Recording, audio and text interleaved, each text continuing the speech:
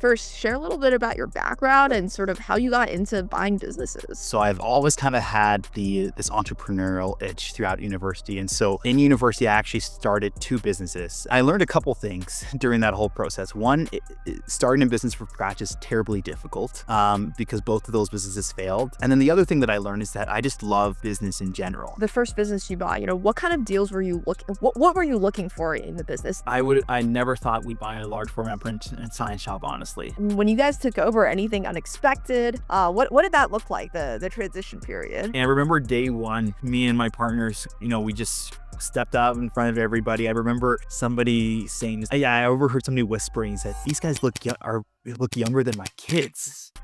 And just pause. How old were you? I was 27 when we acquired the fact. So probably accurate, I'm guessing. Yeah.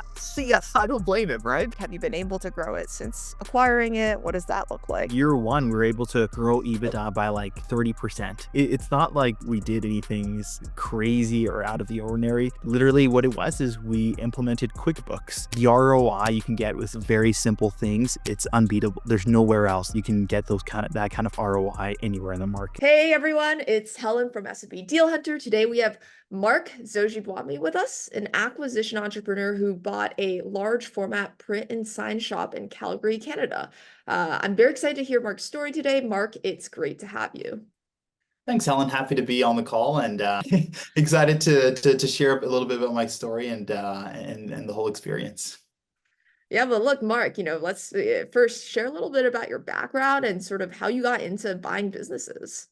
Yeah, so my background, so I've got a business degree. I got it from Mount Royal University in Calgary. And my business degree focused in entrepreneurship and innovation. So I've always kind of had this entrepreneurial itch throughout university. And so in university, I actually started two businesses. One was a tech business called Student Hire that connected post-secondary students with people in the community who needed one-time odd jobs.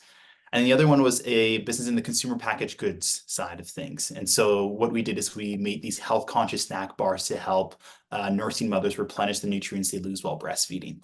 And so I learned a couple things during that whole process. One, starting a business from scratch is terribly difficult because both of those businesses failed. And then the other thing that I learned is that I just love business in general. As both businesses that I started were completely different businesses, one in the consumer packaged goods, one on the tech side. And I just love the process of business. And so I figured, what's the best way to kind of merge my love for business and not having to start a business from scratch. And so, anyways, I finished my undergrad. I went into software sales. So I worked in software sales on the marketing side and the cybersecurity side. And during this whole time, as I was kind of, going into my career, I remember being on a panel, listening to a panel discussion, and a entrepreneur said, "Hey, you know what? What I did is I bought a business instead of actually starting a business from scratch." And I thought that was interesting. And then I started digging. And I saw that, and I talked to one of my friends and found out that he was doing that as well too. And he and his friends had bought, 5 businesses or so, and they were doing really well. And that kind of like triggered the thought process for me. And so, so that's kind of what a little bit about my background and kind of what triggered my interest in acquisition entrepreneurship there.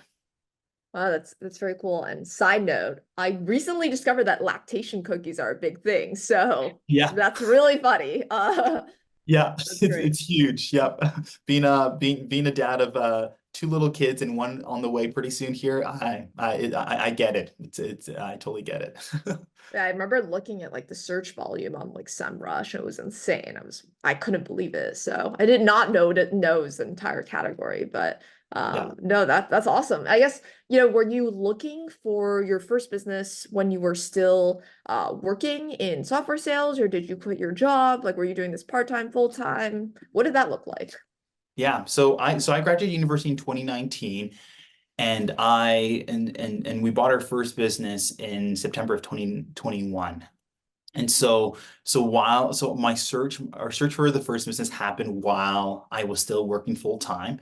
And so what happened is there's me and 2 other partners who we all had kind of the similar goal to want to acquire business, but not just acquire one business, but acquire many businesses and build a portfolio. And so we are all doing this full time. We were all working full time, and we were searching for a business to acquire part time. And so we came across one, and we acquired that business in September of 2021. And one of my partners quit his day job and went to go run that business on a full-time basis. And me and my other partner kept our full-time jobs and kept working. And the plan was that we would continue searching. And now with the second acquisition, I've actually been focusing a lot more of my time. And so I've been focusing much more of my time on the search. And so I've been dedicating a lot more time on that, and been kind of doing some side gigs on the side while searching full time, basically. Wow, very, very exciting. And I guess, what were your roles like? You and your two partners, were you guys all just kind of searching? Were some of you more focused on the diligence piece? What did that look like? Yeah. So my background is in sales. My other partner is a tax lawyer, and my other partner he's a finance background. And so in terms of kind of responsibilities, a lot of my responsibilities was on the search side, which is because searching at the end of the day is almost kind of like a sales job. You're prospecting, you're in some cases making cold calls, building relationships. And so that was, so a lot of the search I focused a lot on the search, kind of making relationships with the brokers, business owners and stuff like that. Once we kind of got into finding businesses we liked, the part of, preparing the LOI was, our friend, my partner who's a lawyer, was good on that side of things. And then kind of doing the financial due diligence. My partner, who has a finance background, that was mainly his side of the responsibilities. And so that's kind of how we kind of divvied up the responsibilities throughout the process. And then once we kind of had a business under LOI and we're going through the due diligence process, the finance obviously was on one side, reviewing the contracts, and the legal was on the lawyer side. And then, reviewing relationships with customers, that's something that I could take on as well too on that front there. Got it. No, that makes sense. And where were you guys sourcing deals? Like, how did you come across the business you did end up buying? And, how many deals did you look at for them? Yeah. It's the search is the hardest part, honestly, in my opinion. It's grueling. It really is. Like, when I say that it's like a sales job, it really is. You're prospecting. But the one thing I will say is that if you are cold calling business owners, it is a much easier conversation to have, rather than, every business owner is willing to hear how much somebody is willing to pay for their business, and having kind of entertain that conversation is kind of a little stroke to their ego of sorts. And so that first conversation, although it is intimidating and scary to have, I have found that most business owners are pretty open to having that conversation. But sorry, back to your question of how do we source deals? And so the way I source deals, there are quite a few ways. One was business brokers. And so just a classic Google search of business brokers in Calgary, Canada. Just doing that. That's one way I found business brokers. I would call them up, let them know who I was. I'd even send them a little bit of a slide deck as well too, just to kind of make us look a little bit more professional. I'd also go on online listings as well, because online listings often have connections. If you go to an online listing, you'll often see that those listings are associated to a broker as well too. And so once you kind of request information on an online listing, you now have that relationship with that broker. And so that's one thing that I've learned in some online forms and other online platforms. It's just kind of the platform itself is the broker, if you want to look at it that way. So that was one way. Another way is I did some cold calling, just calling business owners directly, just letting them know what I was doing. I also reached out to accounting firms.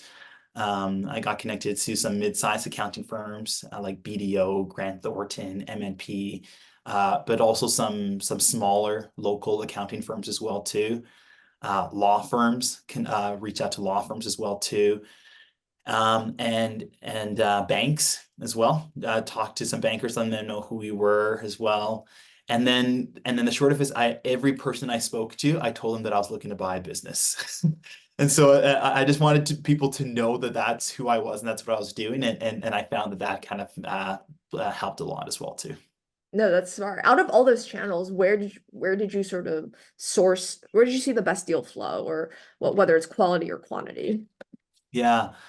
Um, I'd say brokers, to be honest. Yeah. And just to be, yeah, just because that's their job. It's their job to to source deals. I find one of the challenges of sourcing a deal cold is that there's a lot of legwork that needs to happen before the deal actually closes, right? And so it's nice that the broker kind of handles a lot of that initial legwork, and so you're at a position of we can actually start talking about multiples and all of these things, right?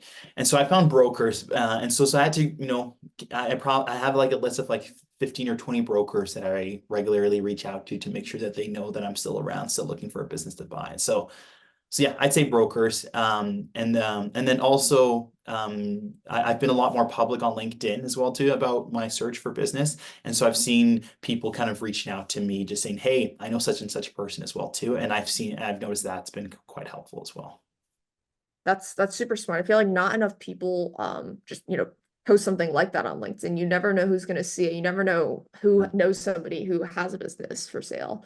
Yeah. That's really smart. I, When you I just will say I will admit that posting on LinkedIn was a challenge just because for up until recently I still have my full-time job, and so I didn't Mhm. want my employer to think like, hey, wait a minute, like what are you actually doing? Are you doing working for the company or for and so that I could see how that could be a challenge as well too.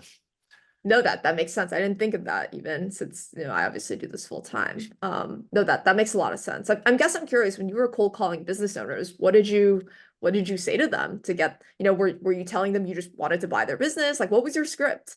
Yeah. Yeah, it was very simple. It was just something along the lines of like, hey, my name is Mark. I know this is a complete, or I would say, yeah, my name is Mark. Uh, we don't know each other, and I know this is coming out of the blue, but just to give you a brief introduction, I'm part of a small group of entrepreneurs looking to buy a business. And I saw your business, and I thought it would be a it'd be great to just talk to you about your business and learn more about it. And I just left it at that. And people often were caught off guard, and they would often chuckle and they'd be like, "Oh, okay, sure," just catch them out of nowhere and stuff like that. And so for the most part, that was that worked out pretty well for me. No, that's smart. And was the idea that they were just, if they wanted to continue the conversation, they were kind of interested in selling, or, were you just kind of learning more about the business? How did that work? Yeah, after that, they would often ask a question like, well, how'd you hear about me, or why my business and stuff, right? And so I had to be prepared to answer those questions of like why my business, because when I first started, I just called businesses randomly without putting a lot of thought into why that business, and that was always kind of like an awkward conversation.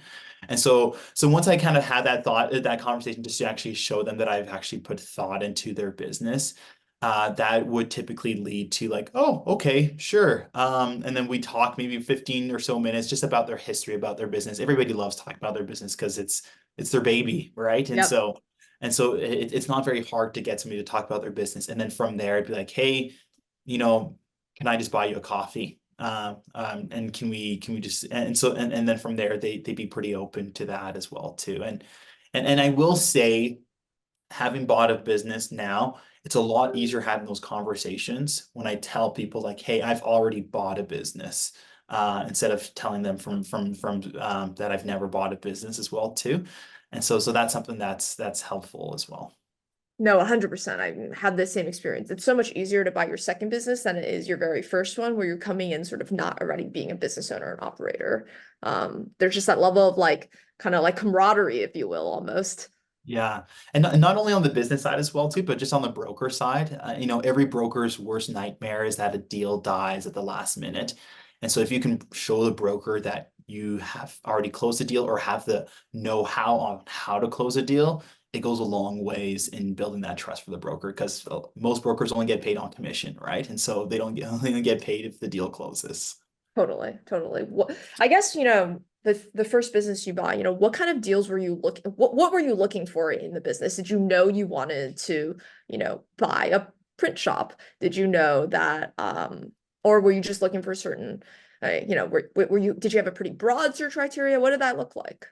Yeah, I never thought we'd buy a large format print and science shop, honestly. And so the way we started is we said we're agnostic in our search. We want to keep it wide. But we, with that being said, we did put some barriers, I guess some criteria, I guess, to help us kind of narrow our search in some shape or form. The reason why we wanted to be agnostic is because it was our first time buying, and we just don't know what we don't know. And so we just want to look at everything, and who knows, maybe there's an industry we end up falling in love with, and then we decide to narrow in on that one industry. But until that point, we just didn't know anything. So we kept it broad. We narrowed it down to an EBITDA range as well too. For this first purchase, me and my partners were relatively early on in our careers, and so we didn't want to have a massive EBITDA range. We wanted to keep it somewhere where we can kind of take a bite out of, make the deal happen without bringing in any other investors, just on our own.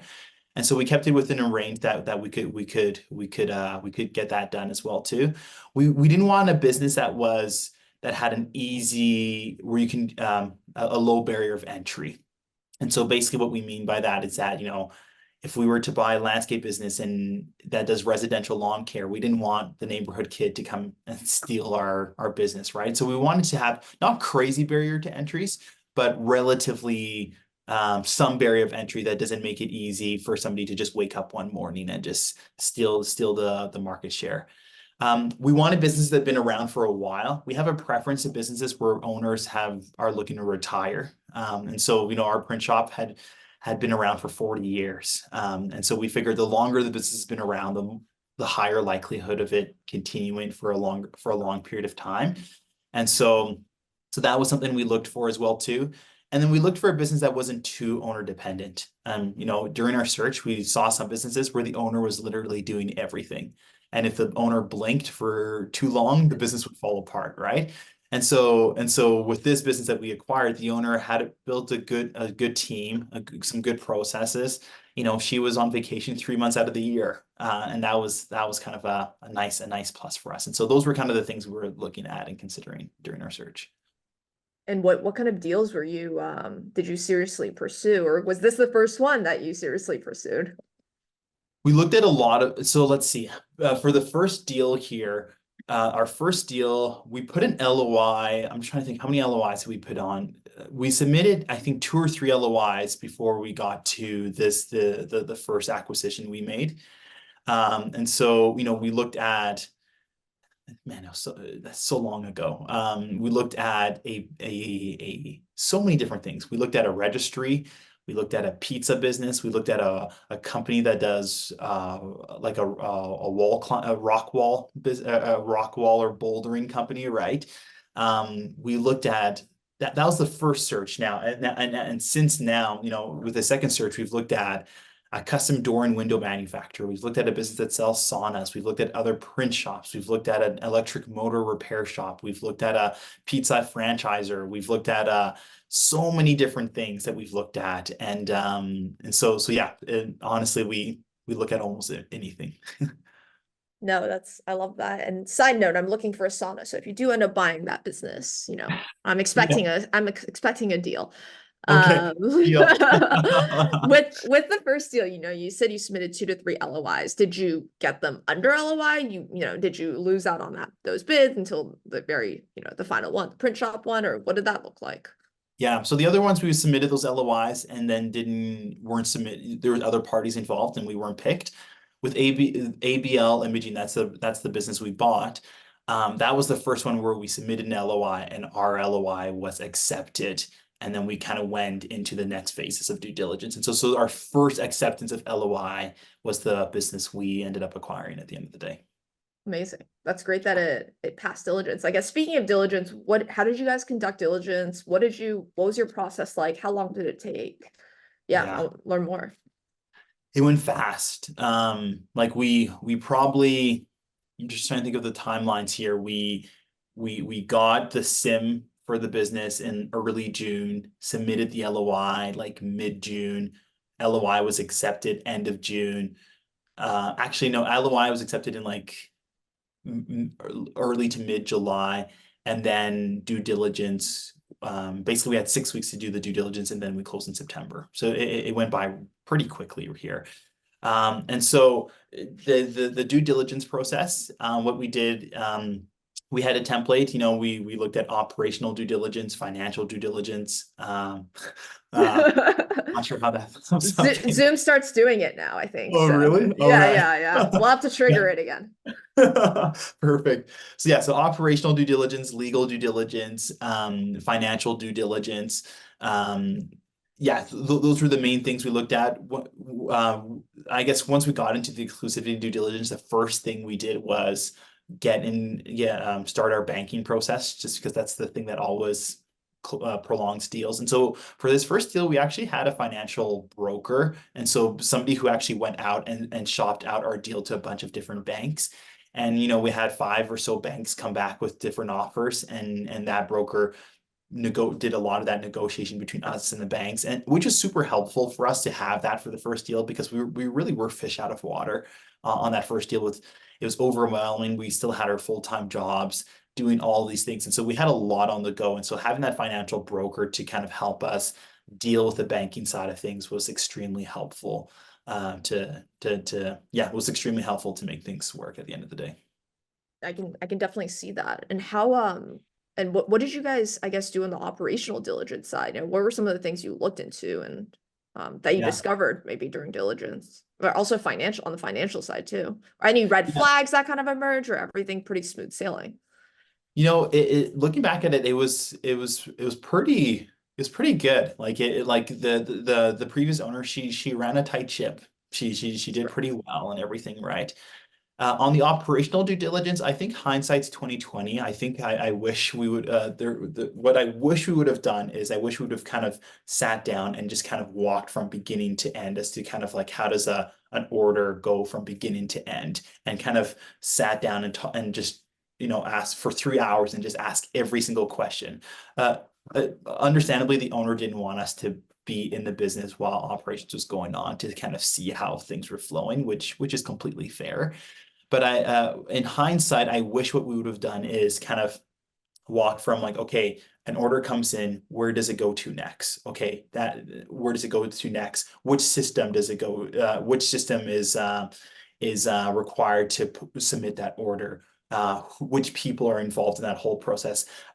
We didn't go as deep into that process, admittedly, for the first business. And then that's something that I would have changed. I think our operational due diligence was, mainly along the lines of looking at the customers, understanding who the point of contacts were for those customers as well, too, seeing who had those point of contacts. Was it the owner?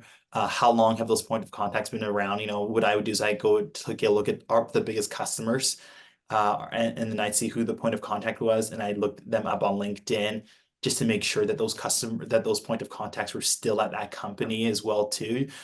So in one case, we had one of our bigger customers. We saw that point of contact we had was actually no longer working at that company, and so we figured, oh, okay, well, that's our one of our 3 biggest customers, and our point of contact is no longer there. And so we dug deeper into that, and then we're able to find out that they actually had multiple points of contacts at that company, and that gave us a little bit more comfort to kind of move forward with that. And so things like that, it was kind of what we did on the operational due diligence.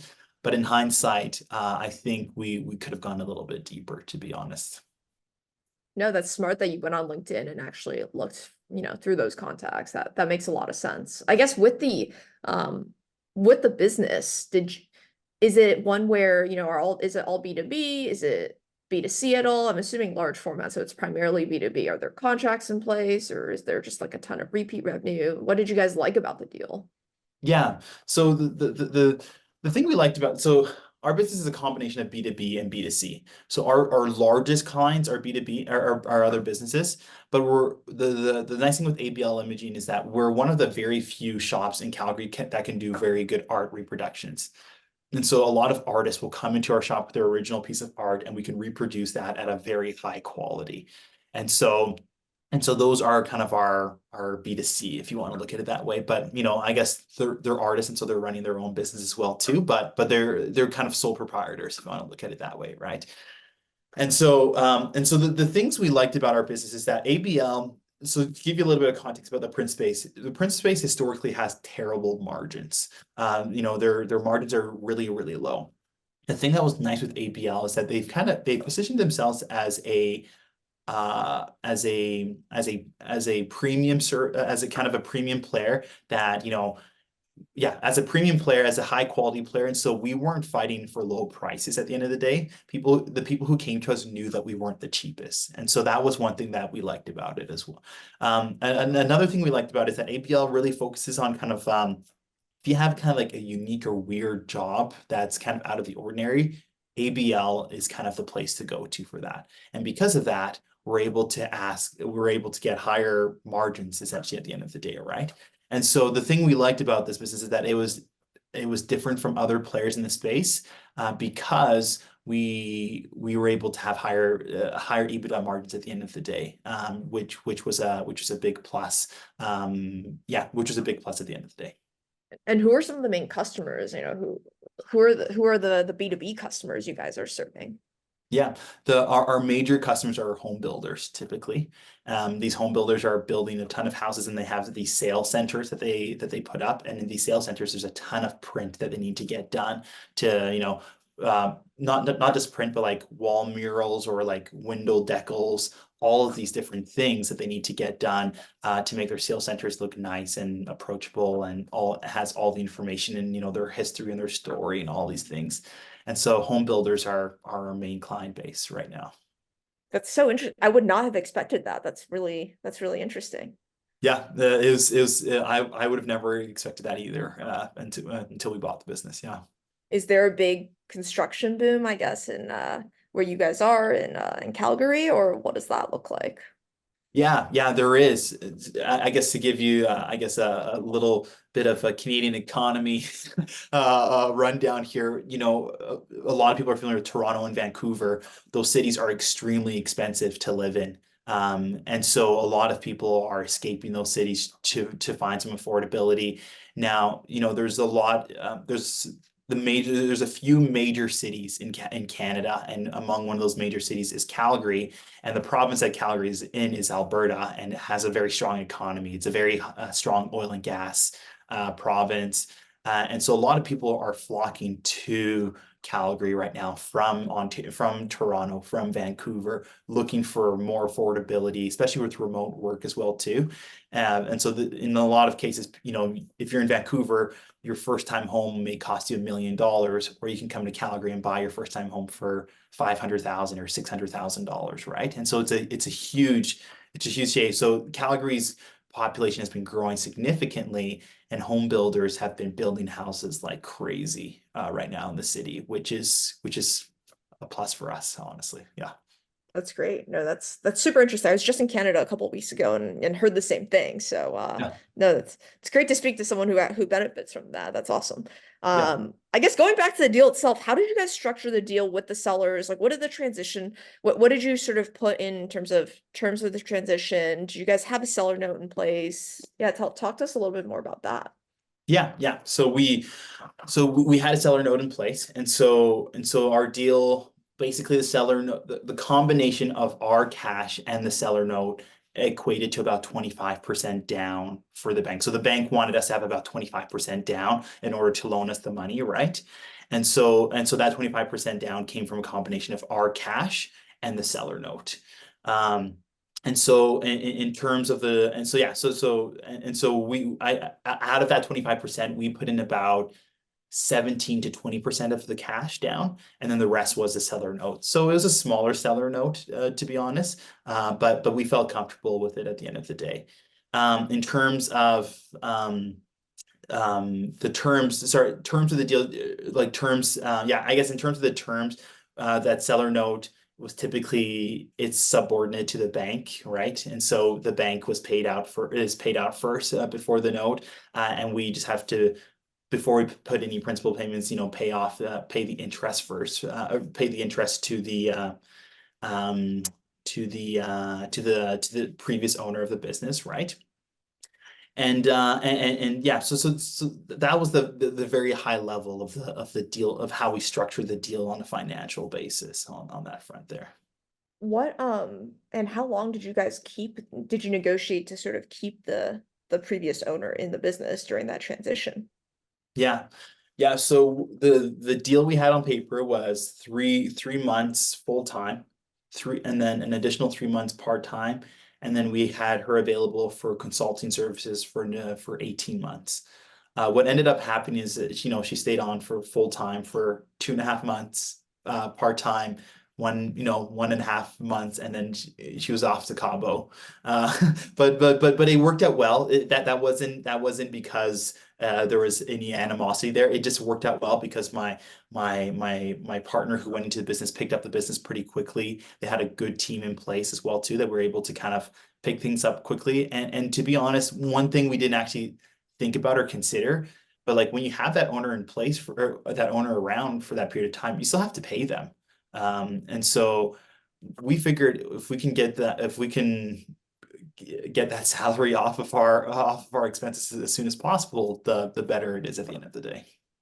Got it. No, that's super interesting. And when you guys took over, anything unexpected? What did that look like, the transition period?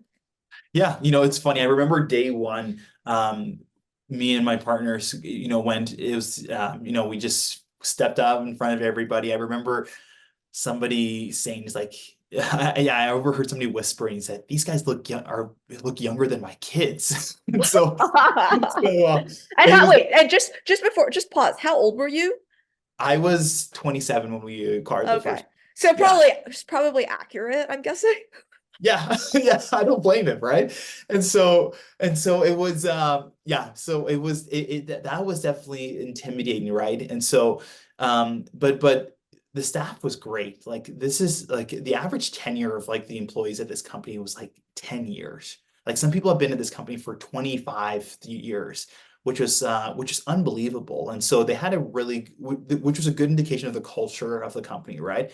Admittedly, people are nervous whenever something like this happens. And so one of the points we made sure to hit home on was that, like, hey, nobody's getting fired. Like Yeah. the reason we bought this business is because it was a great business. We're not looking to flip this and sell it and tear it apart and all these things. The reason we're here is because this is a good business and you guys are the reason it's a good business. And so just establishing a level of comfort from day one. But words at the end of the day are cheap, right? And so we have to show that in action. And so, Cody, my business partner, did a good job at, going into the business and actually kind of doing a lot of the grunt work, going on site with these people, going on site on a lot of these installs and building those relationships and building an environment where people were just comfortable to go up and talk to them about any issues that they had as well too. And so overall, the transition went quite nicely. In terms of some things, our plan is always like do no harm. This is a good business, and so it's been done well for a long period of time, and so it should theoretically do well for the next period of time. And so our plan was always like, don't make any serious changes for the first year of the business, unless there's some things that are like glaringly obvious. So for example, like the accounting system that was used in the business was this archaic system and there's only one operator in like Canada who knew how to actually like service this system, and that guy was 80 years old.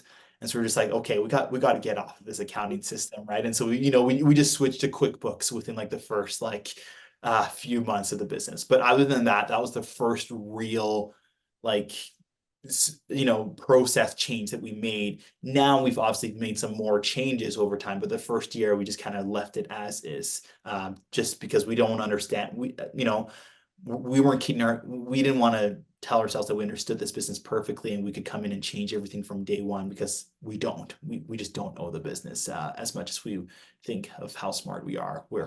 We just don't know the business, right?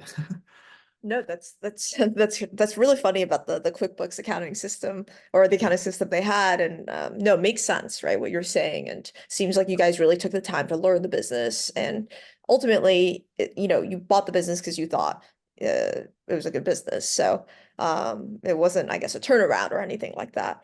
Yeah. Um, I'm curious, was the goal, did you guys see some like obvious growth opportunities? Were you looking to buy for just the existing cash flow, or, did you really see an opportunity to grow the business and to make some changes eventually? Yeah. So our because we've always wanted to build a portfolio of small businesses. And so the way we looked at our business is that the worst case scenario, if this business doesn't grow, are we still happy with it? And we were happy with that with that as well, right? And so we weren't looking to make a 20x growth and stuff like that. We're just looking to grow these businesses, 10, 5, 10, 15% year over year, right? And so that's kind of always been the plan. And we figured if we can accumulate many of these businesses over time, these are a nice cash flow. We're not looking to flip these businesses. We want to hold on to these businesses as long as we can and kind of go off of that cash flow. And so that's kind of the thought process we kind of went about it. And has that materialized with first business? Like, have you been able to grow it since acquiring it? What does that look like? Yeah, we really have.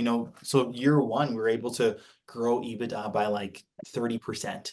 Wow. And people often ask us like, how'd you do that? And it's not like we did anything crazy or out of the ordinary. Literally what it was is we implemented QuickBooks, and now we had more visibility into the margins of some of these jobs that we had, right? So simple things like that as well too. And so yeah, so we've definitely been able to grow the business, and oftentimes when people ask me how is the business going, my response is typically it's doing what we thought it would do. It's not it's not a $50 million business now, but it's doing what we thought it would do, and that's exactly what we wanted to do at the end of the day. So that's perfect. No, I mean, growing EBITDA by 30% first year is incredible. So congrats on that and success. Yeah. That's awesome. And when you say, you have more visibility in the margins, I mean, it's crazy how seemingly simple it is. Did you guys go back to some of these projects and just kind of, raise prices basically when you saw that some of them were lower than maybe expected? Or, how did that Yeah. actually materialize into the growth in EBITDA margins? I think it's more along the lines of just kind of we didn't necessarily go back, but just kind of moving forward. We just Yeah. know the baseline of what we need to charge. And so when our sales reps are going out, we say like, hey, here's the baseline. We cannot go below this level. And so we're now no long now we have a little now we know that when we go into a job, we know we're as low as we can go. And we just won't bother with opportunities that go below that threshold because we're just losing money on those deals, right? And so it frees us up. It allows us to focus on the things that allow us to grow at the end of the day. And so and that's a great thing about these small business these small old businesses is that you can make meaningful, significant changes with simple things. It doesn't take rocket science. It doesn't take this innovative, brand new marketing campaign that's never been thought of before. Just very simple change. And when you're thinking of it in the eye of an investor, the ROI you can get with very simple things, it's unbeatable. There's nowhere else you can get that kind of ROI anywhere in the market, I think. 100%. No, I completely agreed there. I'm curious, was the goal, the goal of, obviously creating a holding company where you have a lot of small businesses that are all cash flowing. That's great. Was the plan that you would eventually hire a general manager to run this instead of your partner? What was sort of the plan there? Yeah, that was exactly it. The plan is, each of us would quit our day jobs as we buy a new business, and we'd run that business for 2 to 3 years, maybe a little longer, and then hire in a general manager to run to run the business. And we liked the idea of being in the business first, because if we hire a general manager right off the bat, it becomes hard for us to Learn the actual business. Exactly. And make strategic decisions, right? And honestly, if you make a bad hire, that hire can really screw you over at the end of the day, just because you don't know the business, right? And so we figured before we hire GM, we need to know this business inside out before we feel comfortable passing that off to somebody. Yeah, no, that makes total sense, especially since that transition period is really the highest risk period. It's the only time you have access to the previous owner and all their knowledge and experience too. So that makes sense. Exactly, for sure. Yeah. Well, look, super exciting. I guess I'm curious, in this sort of second deal that you guys are looking for, what's different this time around? What are you doing differently this time around, whether it's your search criteria or just how you're approaching the process? Yeah, there's a lot of different things we're kind of thinking differently. I kind of think of this first deal as kind of like the MVP, the minimum viable product, where we told a bunch of people this is what we're gonna do. We did it, and then we went back to those people and said, "Hey, we did it." And now a lot of these people are like, "That's interesting. Let us know next time you buy another business." And so now we're kind of in a situation where we have some interest from other parties who's like, "Hey, we'd love to participate in a next deal." And so now we're looking for a bigger deal, right? Just because with some investors, and so we're looking for a bigger deal. So that's one avenue we're considering. Another avenue we're considering as well too is we're looking for things that are synergetic with our existing business as well. Um, when you have an existing business, it's kind of neat to think about buying a business, just because there's a lot of situations where you can make 1 + 1 = 3 with simple things, bringing operations under the same roof and then saving, $100,000 off of rent every year, right? Stuff like that can really go a long ways. And so those are kind of the two avenues we're looking at. We're either looking at a bigger business with investors, or probably finding something that's a little bit more synergetic with the existing business that we have. And so yeah, those are kind of the two ways we're going about right now. That's super smart. What would be an example of a business that would be, synergistic with the print shop? Is it another print shop, or is it more like, what would be another example of something that you guys would be interested in? Yeah. So one would be like another print shop that offers a service that we don't have. So that would be one. Another one would be, just kind of moving along the supply chain. So a marketing agency, for example, acquiring a marketing agency that does print work, something like that would be quite would be pretty, yeah. Basically going up and down the supply chain. So marketing agency, or even buying one of our suppliers, something like that. Wow, very smart. Yeah, being vertically integrated would be huge for the business. So that makes a Exactly. lot of sense. Yeah. No, well, Mark, very, very exciting. I guess last question for you, any final words of wisdom, especially for those first-time business buyers out there who are going to be listening to this? Yeah, I would just say read and listen to as much as you can, because it seems like the wild, wild west when you first start first start thinking about buying a business. And so listening to, your podcast, reading good books, all of these different things, it really allows you to take these things into bite sizes instead of trying to boil the ocean at the end of the day. And so that's one thing. And then I'd also say talk to people who have done it before. I find that this space is something that is growing quickly, and people love talking about it who have done it. And so reach out to people, talk to them as well too. And then don't count yourself out, honestly. Like, this isn't something that you can only do if you have a Harvard MBA or a Wharton MBA or something like that. Anybody can, yeah, honestly, you don't need a Harvard MBA to get this done. You can do it without all that stuff, basically. Yeah, no, 100%. And I guess we're both proof that, you definitely don't need a Harvard MBA. So, I guess, okay, I lied. One last question. If people want to reach out, where can they find you? Yeah, for sure. So LinkedIn, Marc Nzojibwami, Marc MARC, last name Nzojibwami. I'm pretty sure I'm the only Marc Nzojibwami on LinkedIn. You can also That's funny. you can also email me at marc@auxano.ca. But yeah, I'd say those are the two best ways to kind of reach out to me. And I do my best to kind of get back to people as quickly as I can. So love to connect with as many people as I can.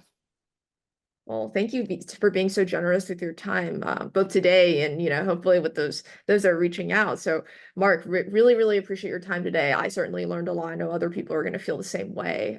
Really enjoyed chatting, and yeah, let's please stay in touch. I'm excited to see what your next acquisition is going to be. Yeah, I'll keep you posted. And thanks so much for having me, Helen. I love the work you're doing. Your newsletter is great, the way you think about deals and everything. And so if anybody's thinking about buying a business, subscribe to that newsletter. And this is not, I promise that Helen did not ask me to say that at all. This is me coming out of my own heart here. But yeah, you're doing some great work in this space. So thank you. Really appreciate it, Mark. Thank you again.